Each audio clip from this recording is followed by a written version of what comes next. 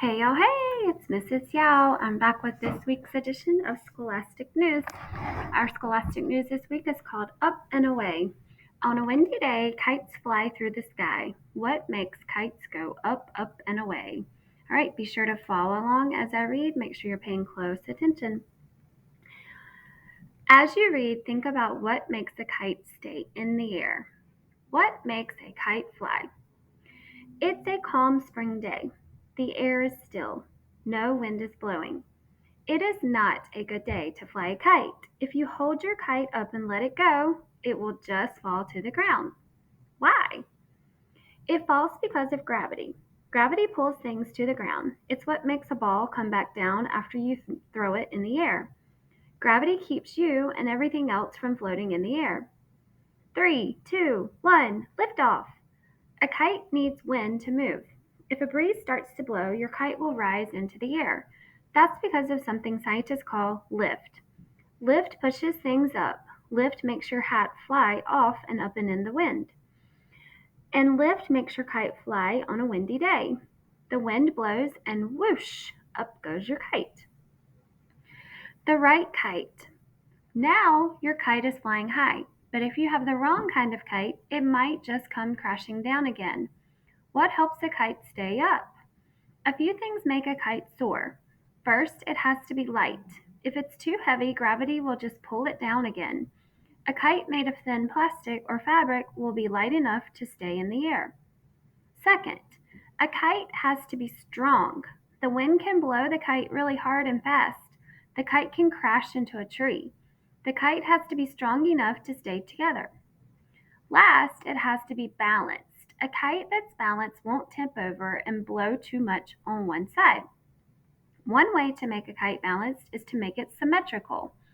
That means both sides look the same. Shapes like diamonds, circles, and hearts are symmetrical. Adding a tail is another good way to keep your kite balanced. It may seem tricky to get a kite up in the air, but just follow a few simple rules. Wait for a windy day and make sure the kite is light, strong, and balanced.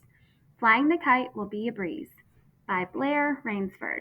Okay, so if you look over here, back to this first page, you will see a photograph and it has the kite, a boy flying a kite, and underneath it, it has arrows pointing up and it has the word lift. That's showing you that lift is pulling the kite into the air. Then back down at the bottom of page 3, you have a little sidebar about symmetrical kites. Symmetrical shapes are the same on both sides. All of these kites are symmetrical. You have a diamond, a bird, that one looks pretty cool, a heart, and a circle. So if I were to fold these in half on the dotted line, each side would equal up to each other because they are symmetrical. All right, let's turn to the back page. Kite riddles. At the top of the page, read with me. It says, read each riddle. Then draw a line from each kid to his or her kite. So on your paper, you're going to look at these kites that you have at the top, A, B, C, and D. You have Avery, Carter, Jaden, and Zoe. You will take your pencil and draw a line from the kite bottom to the person that actually goes with that kite. So the first clue says, Avery's kite is a diamond shaped. It has a tail. It has stripes. So here's Avery. You're going to look up at the kites and find the one that has a diamond shape with a tail and stripes. And you'll draw a line from Avery to whichever kite it may be. So if it's this one, then you would draw it there. If it's this one, you would draw it there. Okay, number 2. Carter's kite has a tail. It does not have stripes. It has a star. So you're looking for a kite with a tail that has no stripes but does have a star.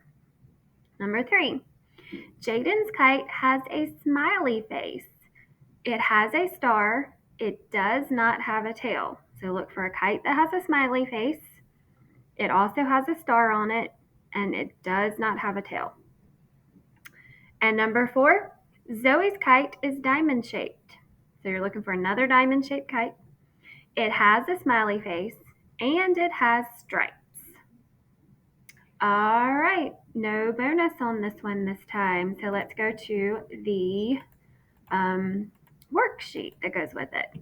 Reading quiz, up and away. Remember, you can always pause if I'm going too fast or rewind. Number 1, what is this article mostly about? So the whole entire magazine, what I read, is it about how to build a kite? B, what makes a kite stay in the air? Or C, different kite designs? Remember, look back in the passage and prove your answers. Number 2, which of these can soar through the air? A, an airplane, B, a tree, or C, a mirror? Some of those I'd be scared to know what would happen if they were soaring through the air, so be careful about your answers. Number 3, what is this section 3, 2, 1 liftoff about? So you're going to go back in your magazine and find the section that says 3, 2, 1 liftoff. And you're reading that to find out what it's about. Was it about A, how gravity pulls things to the ground? B, how wind can help things rise into the air? Or C, what a kite needs to look like to fly? Number 4, which of these is not something a kite needs to fly? A, a kite needs to be heavy. B, a kite needs to be strong. Or C, a kite needs to be balanced. And if I were you, I would definitely go back in and make sure you're underlining the things that you see that a kite needs to be, because I definitely remember reading about that. And then number 5, look at the image on page 2. So you're looking, this is page 2. See this right here says page 3. Down here at the bottom, this is page 2. So you're looking at this image, that means the photograph on page 2. What does it show? An owl kite, B, symmetrical kites, or C, lift pushing a kite into the air?